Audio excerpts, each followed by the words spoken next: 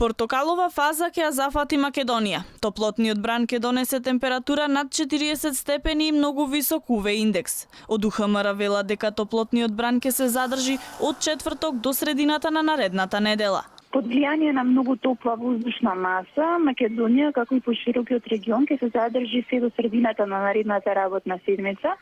Времето во овие денови ќе биде сончево, многу топло, само во петок има некоја големено на облачување. Во однос на температурата, значи таа ќе биде во пораст до викендот, а потоа ќе се задржи со слични високи вредности, значи веќе во петок, особено за викендот, па и во почетокот на наредната работна седмица. Во некои делови од земјава температурата ќе достигне и ќе надмине 40 степени. Веќе од утре ќе биде активирано жолто, а од четврток натаму во некои региони и портокалово ниво за опасност од високи температури. УВ индексот ќе биде многу висок и ќе измислува 9. Лекарите предупредуваат дека високите температури може да доведат до колапс и проблеми со притисокот. Во периодот од 10 до 17 часот да не излегуваат на отворено.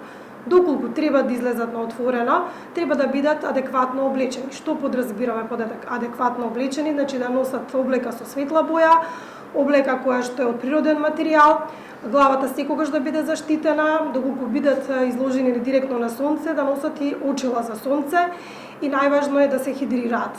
Под хидрирање подразбирање внесување на поголема количина на течност, најдобро е вода, да се избегнуваат сокови кои што имаат шеќер и да се избегнува секако алкохол, односно воопшто да не се конзумира.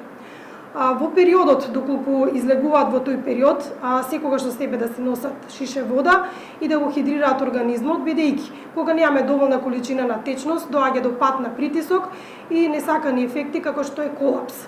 Од Дирекцијата за заштита и спасување излегоа со предупредување да не се фрлаат цигари до горчиња, стаклен отпад и стаклени шишиња, да не се пали оганискара на отворен простор и во шума, да не се пали отпад и друг горлив материјал.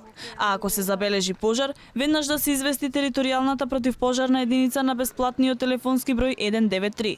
Од Агенцијата за храна и ветеринарство напоменаа дека зголемувањето на дневните температури ги зголемува ризиците од појава на труење со храна.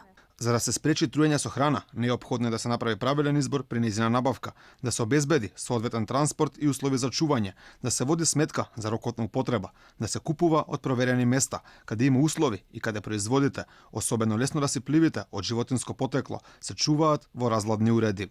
Исто така тие ги советуваат граѓаните да не купуваат и да не конзумираат храна со штетена амбалажа, а лесно расипливата храна, како што е месото, да се чува на температура пониска од 5 степени, а храната која треба да се сготви, термички да се обработи на повеќе од 60 степени.